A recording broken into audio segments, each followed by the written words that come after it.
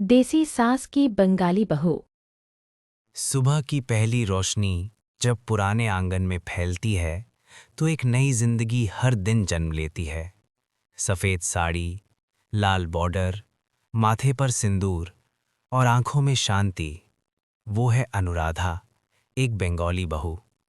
वो बंगाल से आई थी, पर उसका सपना था इस ससुराल को भी अपना घर बना लेना।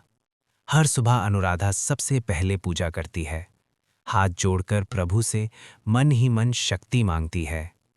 माँ दुर्गा, आज भी मुझे शक्ति देना कि मैं किसी का दिल न दुखाऊं और इस घर को अपना बना सकूं। सासू माँ उसे दूर से देखती हैं और सोचती हैं, इतनी छोटी उम्र लेकिन संस्कार बहुत बड़े। रसोई से घी और खिचड़ी की खुशबू पूरे घर में फैल जाती है। आज अनुराधा ने बंगाली स्वाद से भरा भोजन बनाया है। बहू, आज तो ये खुशबू हमें सीधे बंगाल ले गई। किसी का दिल खुश करना उसके लिए सबसे बड़ी जीत बन जाता है। हर मुस्कान के पीछे एक परीक्षा भी होती है। पड़ोस की बातें बंगाली बहुएं बहुत चालाक होती हैं। अनुराधा सब सुनती है, लेकिन चुप रहती है, क्योंकि उसने सीखा है शब्द नहीं, व्यवहार बोलना चाहिए। शाम की ठंडी हवा में अनुराधा छत पर खड़ी होती है। आसमान देखते हुए उसे अपना बंगाल याद आता है। ढाक की आवाज, दुर्गा पूजा और माँ का आंचल।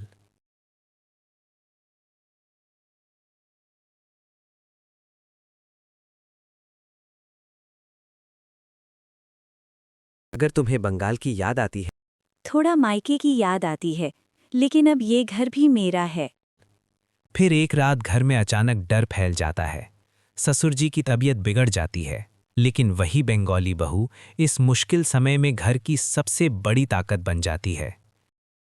बहू, तुम सच में सावन का लक्ष्मी महीना आता बनकर है, आई हो। घर में अल्पना, फूल और गीतों की खुशबू फैल जाती है। पहली बार इस घर में बंगाल की रौनक उतर आती है। बहू, तुमने इस घर में नई जान डाल दी है। वही लोग जो कभी शक करते थे, अब उसी बहू की मिसाल देने लगते हैं। बंगाली बहू हो तो ऐसी होनी चाहिए। एक दिन मायके से खबर आती है, माँ की तबीयत ठीक नहीं है। दिल टूटता है, लेकिन ससुराल से सहारा मिलता है। बेटी, वहां भी तुम्हारी माँ है, निश्चिंत होकर जाओ। उस पल अनुराधा समझ जाती है कि रिश्ते खून से नहीं, प्यार से बनते हैं। जब वो लौट कर आती है तो दरवाजे पर जलता दिया उसका इंतजार कर रहा होता है। मेरी बेटी घर आ गई। अब ये घर सिर्फ ससुराल नहीं, उसका अपना घर बन चुका होता है। बंगाली बहू होना सिर्फ साड़ी या बिंदी नहीं होता।